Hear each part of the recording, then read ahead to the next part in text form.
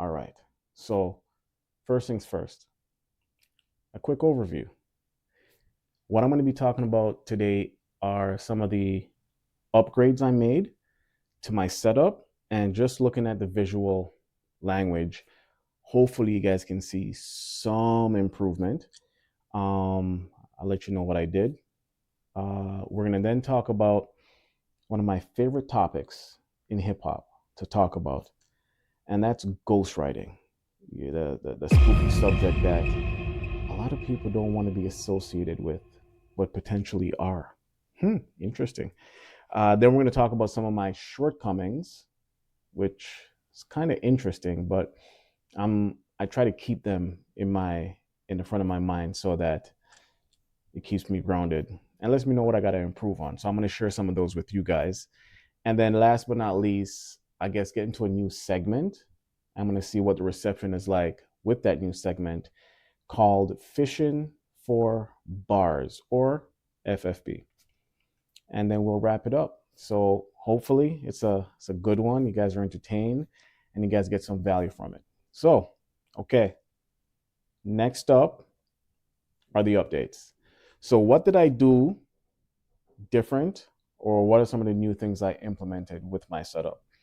One of the first things I did was that from the first blog, when I was in the parking lot in my car, I was just using the speaker and mic on the phone itself.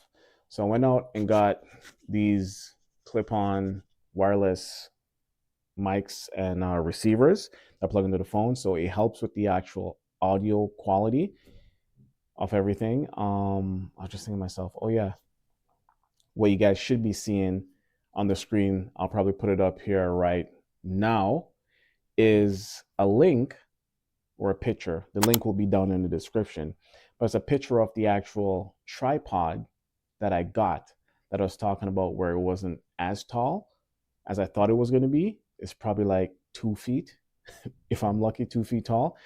And it came with these mics. It came with two sets of two mics and two receivers for free, which is pretty cool.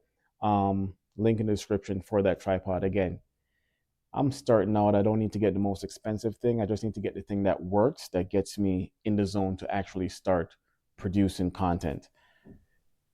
Man, I feel like, and it feels like it's a cheat code, is like momentum is such an important thing when it comes to taking necessary action. Where if you stay stuck in your head trying to create the perfect situations, like it'll never come. Sometimes you just literally just have to go and figure it out along the way. If you're anything like me, who's somebody who just wants to make sure everything is perfect, and when I'm presenting myself out there, it's in the best light possible. And nothing's wrong with that. But sometimes there's a window of opportunity that you can take advantage of, and waiting for the right time potentially makes you miss out on that opportunity. And I feel like there's an opportunity for my voice to be heard in the city. And I want to take advantage of it. So if it means just looking bad in the beginning, but slowly getting better, then I'll definitely take it. So the mic was one of the main upgrades I made. Sure, the only upgrade I made so far with the audio. More to come. Like, you're probably looking at this mic, it's not plugged in, but hint, hint, wink, wink. I'm gonna get a proper mic so that if I want to do podcasts, it can be done. If I want to record some stuff at home, it can be done. And in the future, that's where I want to get to, because one of the things that's stopping me from pumping out as much music as I'd like is the fact that when it comes to a lot of the technical aspects, it's like outsourced. I don't do any of it on my own. I don't record on my own. I don't make beats on my own. I don't mix on my own. So because this has to be outsourced, there's a cost associated with it. So it slows down everything. So I'm working on becoming more efficient and streamlined with me and how I get my music out there. So mics were one thing. The tripod was the second thing. But one of the biggest things that I added to my my little home studio setup were the lights. Yes, the lights. No longer do I look like a hermit in the dark talking to you guys. But the lighting should be a little bit better. And the more I learn about video editing and the whole process, I realize how important lighting is. And the more light that's available, the more data the apps have, the programs have to do what is needed to make sure that the end product is as best as possible. Now, I'm not there yet. There's still a lot of tutorials and reading and stuff I got to do to learn what I need to learn to make sure that the quality of what's coming out is on par with what is dope YouTube content. But so far, I hope the lighting is a lot better and a more appealing manner to you guys. And we're gonna take it from there. So here is the lighting I got. The link is gonna be in the description as well for anybody who's trying to start out and be like, okay, what are some of the bare minimum basic stuff I need? And you may need a tripod, you may not. Like I use a car mount, stuck my phone on it, and hit record for my first blog. But when it comes to like the lighting situation, I think having good enough lighting is important. So the light box situation I got, and again, the prices aren't nothing too crazy. It's like 50, $60. Like say $50 for the tripod, $50 for the lighting, and I got the mics with it. So bare minimum, have a cell phone, hit record, and go. And it's just like it's one of those things where the excuses for not doing something like say creating a YouTube channel and going in it, economically speaking, the barrier for entry may not be as high if all you need is a cell phone to hit record. Basically, everybody has that. But if you want to get some equipment, they have some really, really cost effective options on Amazon for tripod lighting setup, wireless mics, and you're good. All right. So those are some of the upgrades I made. Hopefully, you guys like and approve of them. If you approve, let me know. Next up, we got a topic that's very, very interesting to me, and that's ghostwriting. And I've had many conversations with people about ghostwriting and the impact that has on hip hop. And depending on where you land on the spectrum, you could be completely for it, which is cool, and you could be completely against it, and that's cool.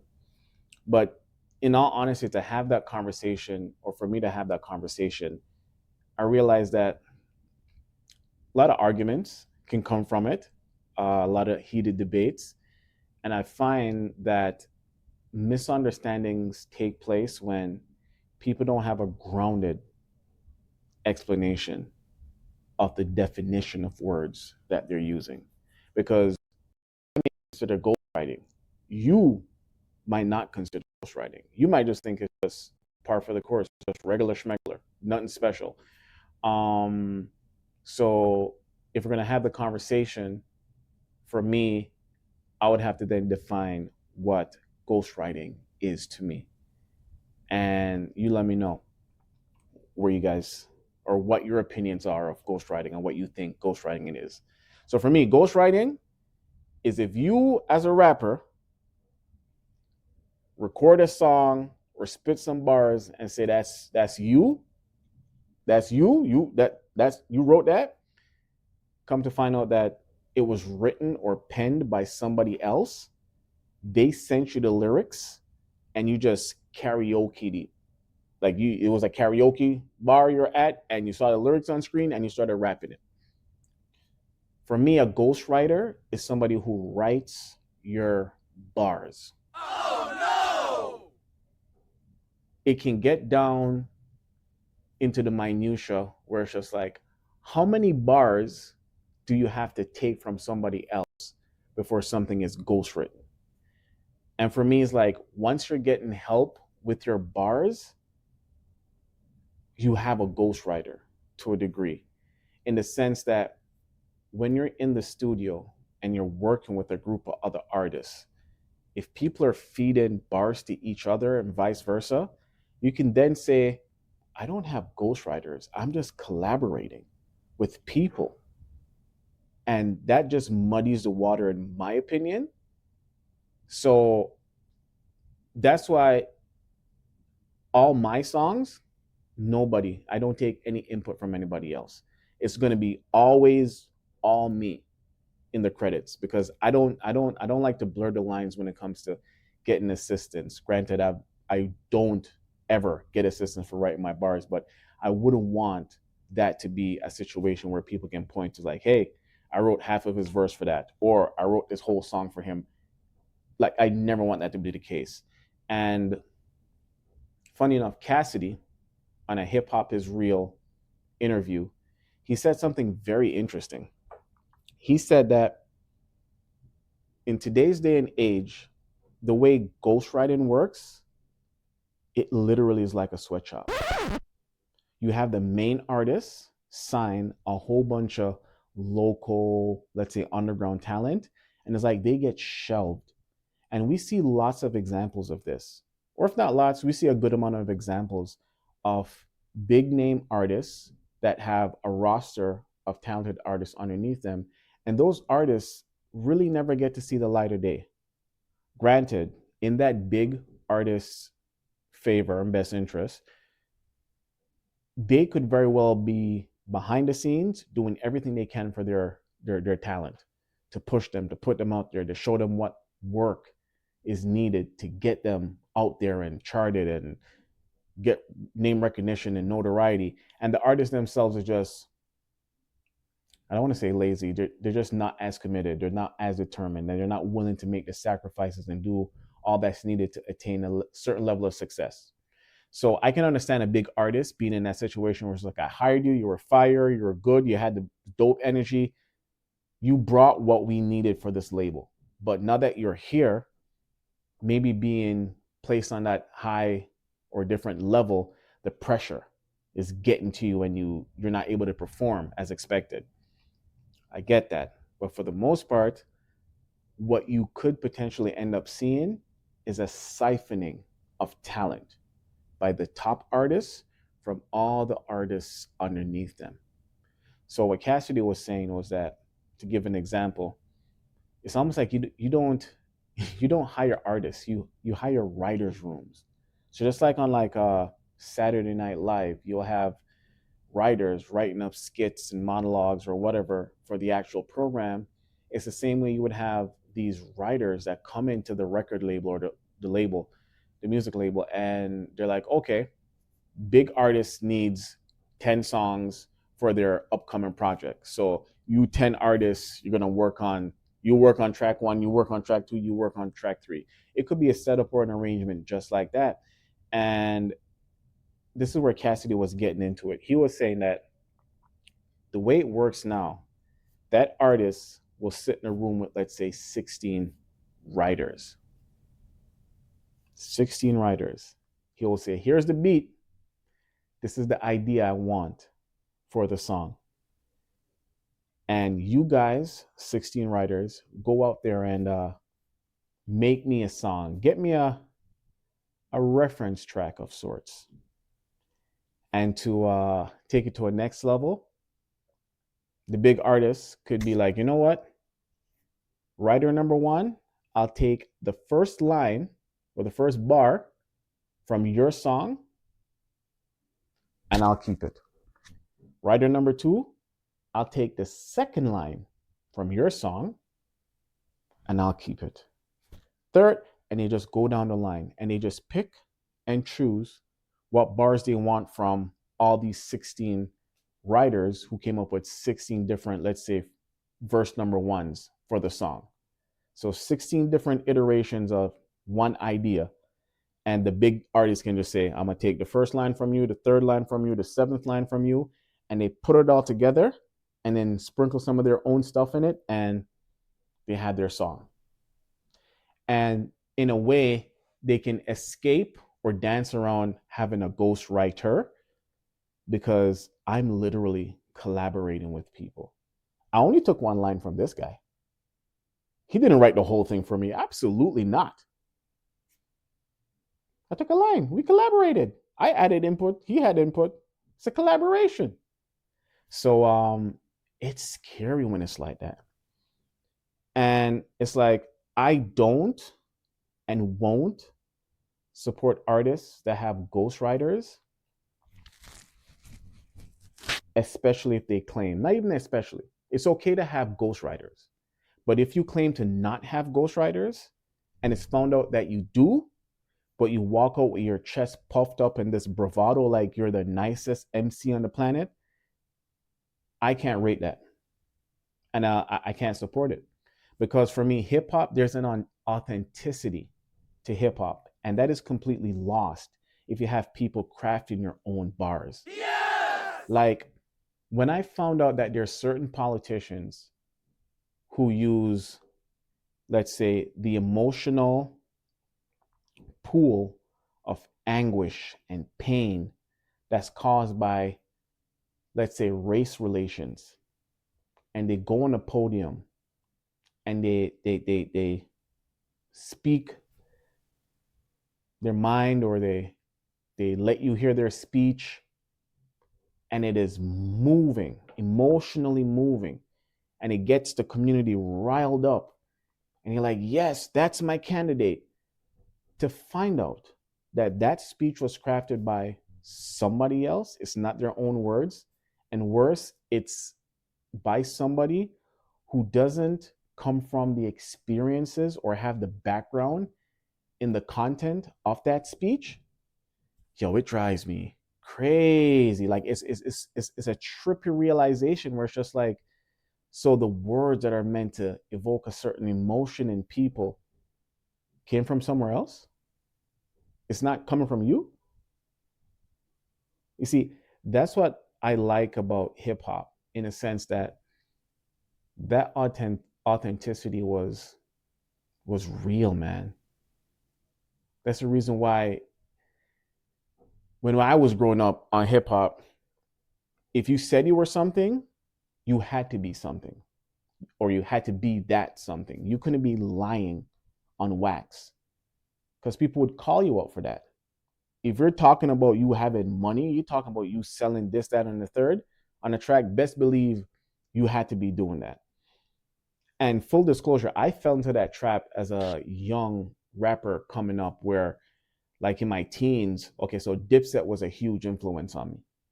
One of my earliest huge influences when it came to, like, say, hip hop. Those guys were a huge influence, and you start mimicking what you like when you're getting into something. And I mimicked a lot of their flows, their content, and I'm just like, yo, buddy, I don't I don't do none of this stuff. And I realized early on that that's not a good look. In the future, that's gonna come to bite me. And it's like you have to be careful of the energy you put out there as well, because you don't want it to come back later on and really do some damage, especially to your image and potentially your career. But it's just like, you want to live with your truth and walk in that truth. So I had to stop the nonsense ASAP. ASAP. I couldn't deal with it. But then again, I grew up seeing people chase that image, that tough guy image, and they were not tough guys. Some were, some weren't. And you build up a lie so much, you end up forcing yourself to trying to bring truth to that lie.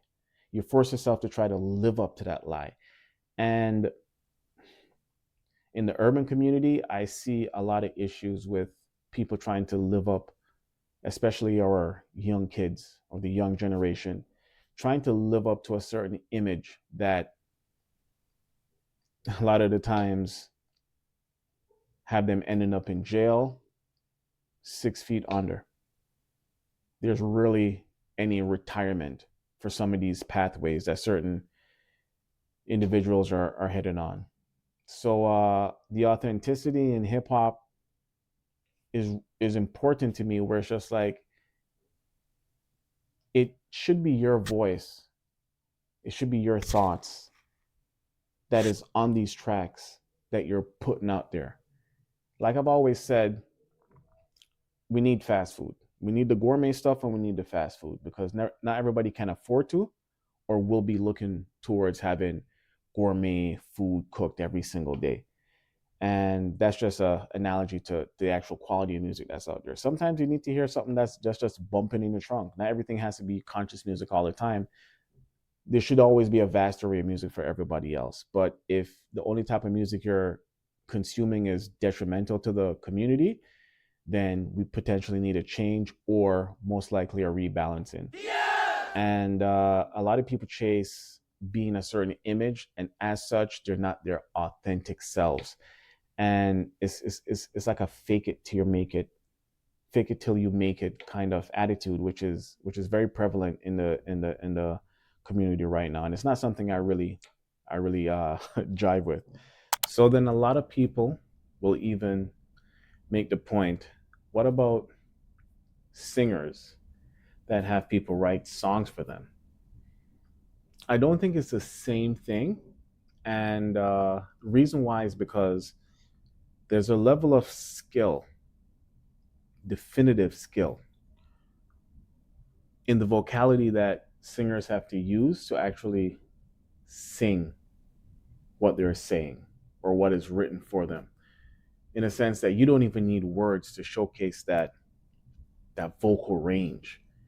You could just hum something, and that in itself is such a hard, challenging thing to do.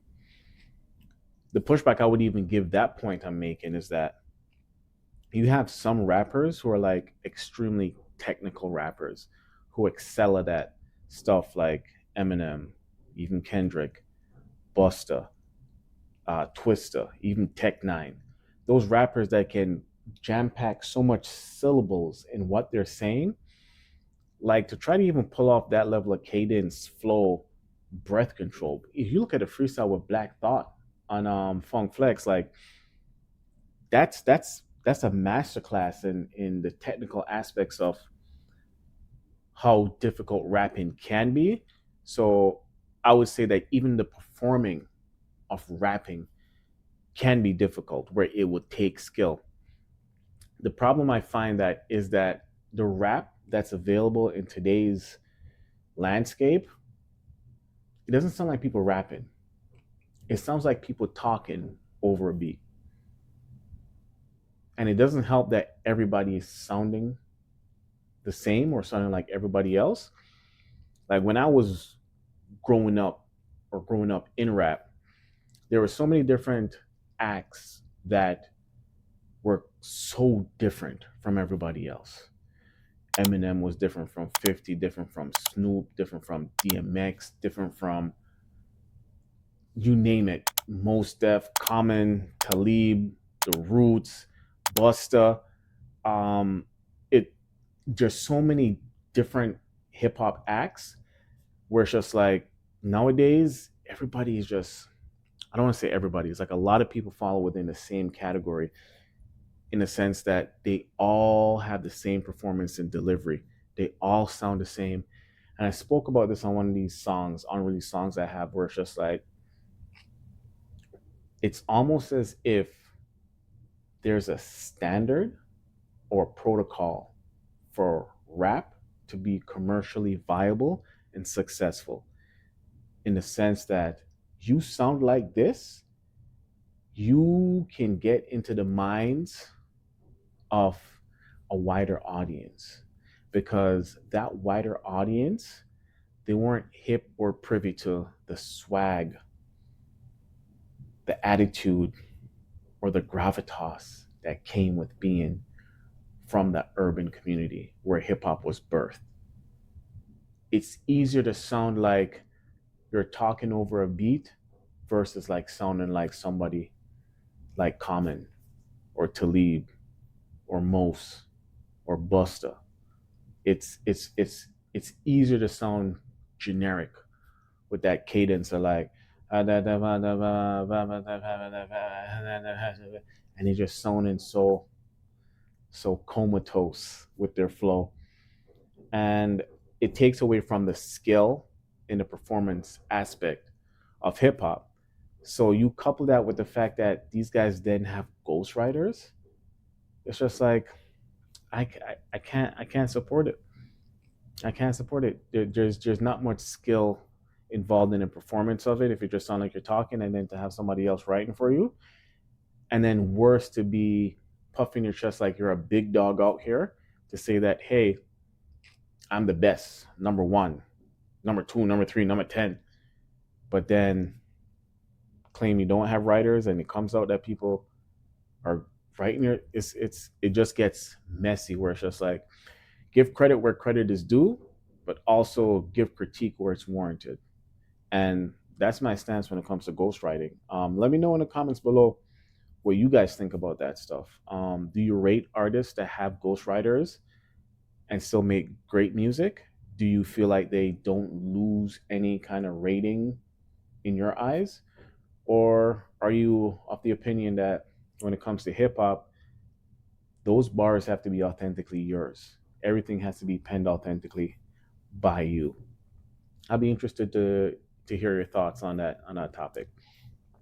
All right. So next up and lastly, I want to talk about some of my shortcomings, and this is somewhat important to me to ensure that I always keep this front of mind because I have to navigate the line of arrogance and confidence because I don't want to come off as being arrogant, but I also don't want to come off as not being confident in my craft.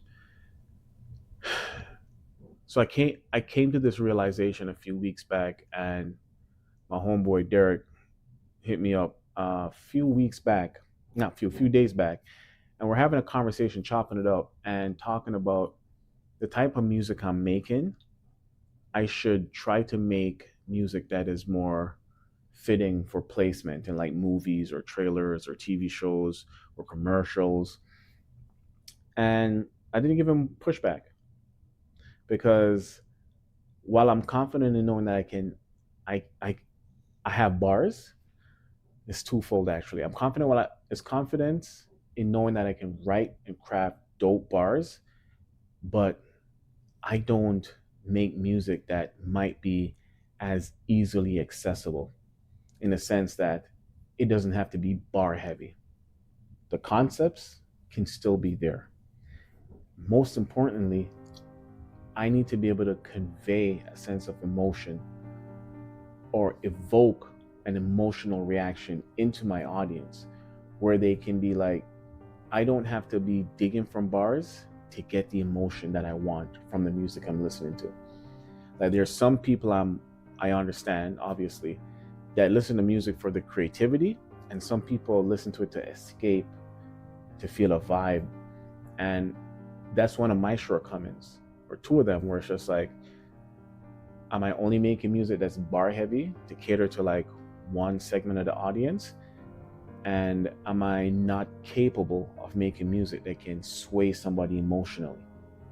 And that's like a big challenge for me. It's just like, can you create something that moves somebody, but in a different way? Not in a way where they had the stank face because the bars are just nice, crazy, but just like that really touched me. That really helped me get through a situation I was going through. And I think that would be another level up to my artistry if I could actually provide that. So dealing with those shortcomings is something I'm taking into heavy consideration. And I remember I don't know if it was my high school band teacher, because yes, I was in band. I was in band in grade 7 and 8. I was a drummer, and when I went to high school, I was in band. But I wanted to be a drummer, but I think they already had one, and I don't know if Mr. Cullen was boosted me up by saying that, yo, you'd make a great alto sax player, or if he actually needed an alto sax player.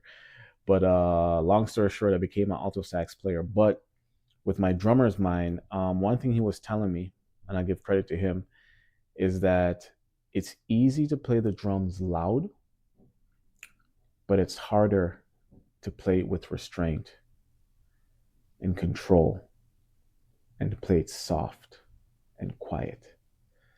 So the analogy is just like, for me, it's easier to be bar heavy or focused on bars and punchlines in a song versus focusing on the emotional aspect of the craft, where it's just like, I'm writing a piece. The intent is to convey an emotion or have an emotional reaction to my audience and give them that, as opposed to focusing on the bars. So, with that said, the next two songs that I'm working on, the first one is going to be tackling the ghostwriting aspect of hip hop and what I think about it. And it's basically a song about rappers with ghostwriters and my thoughts on it. And the second one is going to be a song that is hopefully one that can be played on playlists for a certain time of the year, where it's like, this is the intent behind the song. It should be catchy. Oh, speaking about catchy, that's another one of my weak points. It's like, I need to work on having better hooks.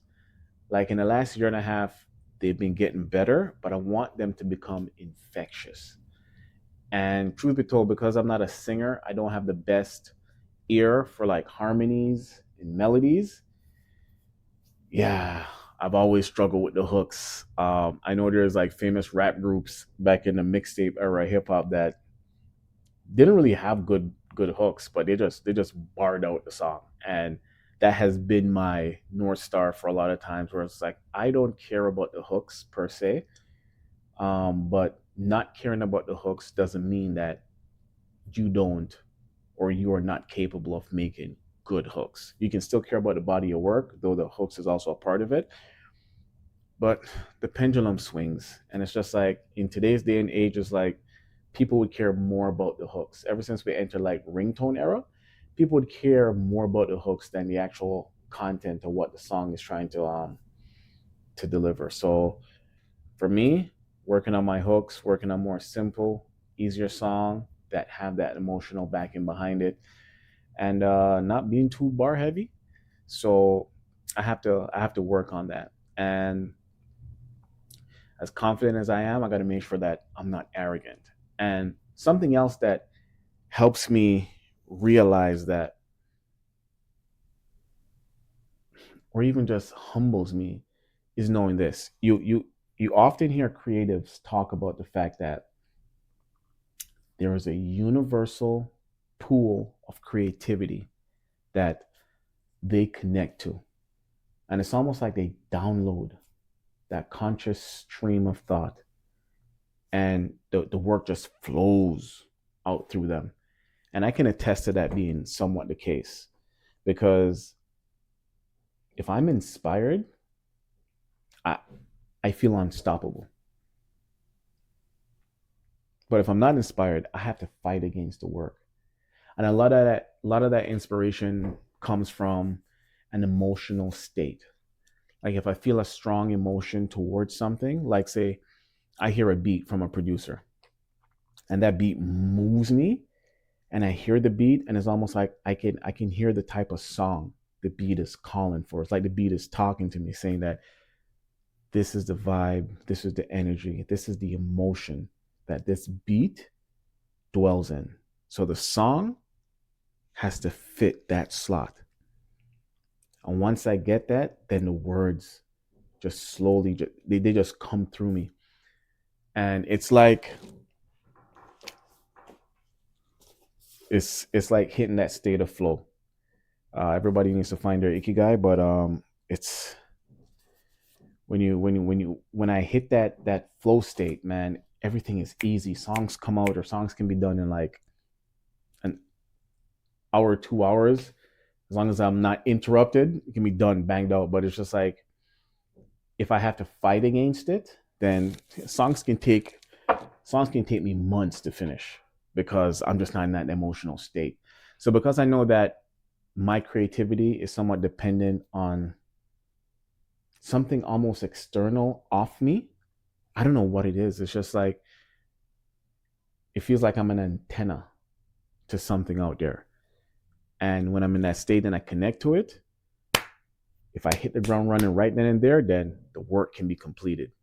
But if not, I'm fighting against it. It's almost like I have to get in tune with that emotional state or frequency again before the work can come out. So that lets me know that I can't be I can't be arrogant with my craft. I have to know that the excellence I have, sometimes it can be motivationally driven, self driven, and sometimes it's externally driven.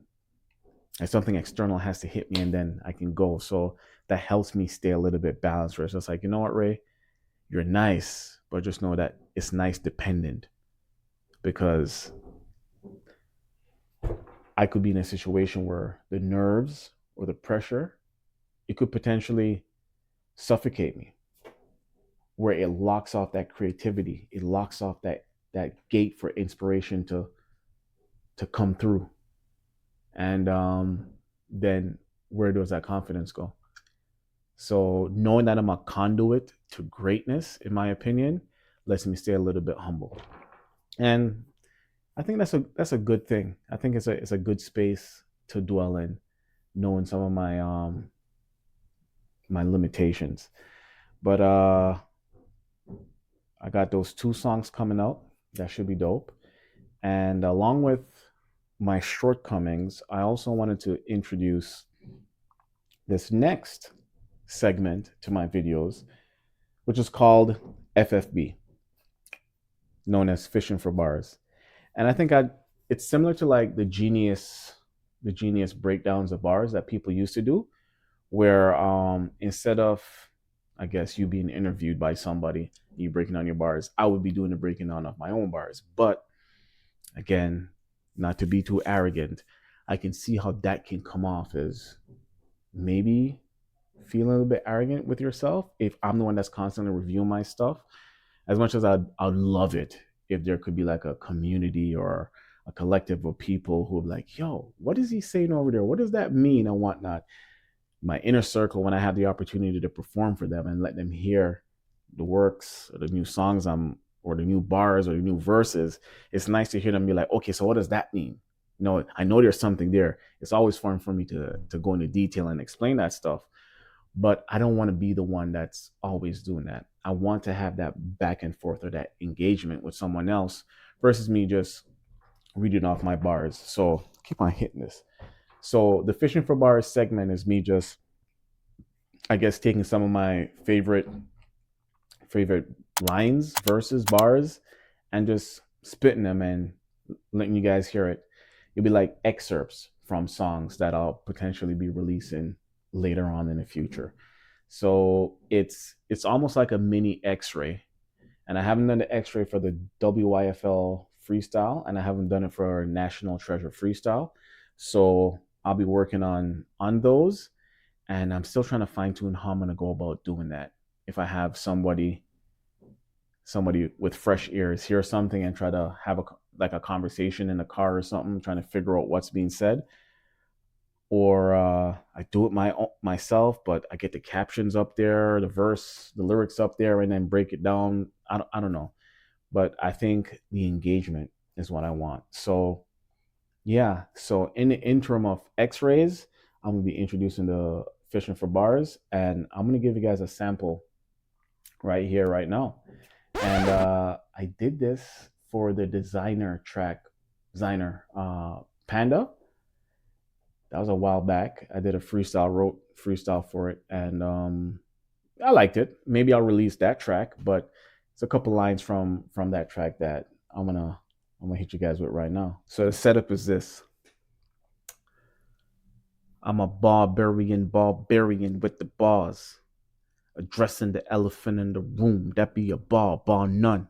Spell it out, that bar. Come, I raised the bar by being on the par. Like, what have I done? Was that a typo, brother? Decide spell it with an IT in it. Like golf, the foreplay before the word play is that wicked. See how I flip it just a little different on my breaks over my job is to kill it. There's a nice little hidden bar in there that I think is dope. And let me know if you guys can get it. I think it's in the third or fourth line, you know? I'm a barbarian with the bars, addressing the elephant in the room. That be a bar, none. Spell it out. That ball come. I raise the ball by being on the par. Like, what have I done? Was that a woof? Even a foreplay before the word play? Ah, because in golf, you say four when you hit the ball and foreplay before the word play. Four. Yeah, it's sprinkled in there. But yeah, let me know in the comments if you guys were able to pick up on that third, fourth line bar. And let me know if you got it. But I guess the first half of that was just me playing with the word bar. See how many times I can just sneak the word bar in there, talking about how I'm nice with the bars because I'm a barbarian with the bars, addressing that. Yeah, so it is what it is. But hey, man, if you're still rocking with me, how long is this blog? Probably like 30, 40 minutes. If you're still here, I appreciate it. Thank you so much. And as always, man, stay tuned. I got stuff in the works. I feel like I'm in a renaissance in my career where honestly, man, I forgot how much I loved making music. Yeah, it's really dope to find. We all have our vices, and a lot of the times our vices are like bad, but it's rare to find a vice that is just something that's positive, but you can't stop, man. You just have a passion for it. You can't let it go. And being our age, my contemporaries, my friends, co-workers, being like 35 and up, to have a passion and pursue it is is is a wonderful thing. It's an access to a fountain of youth, so to speak.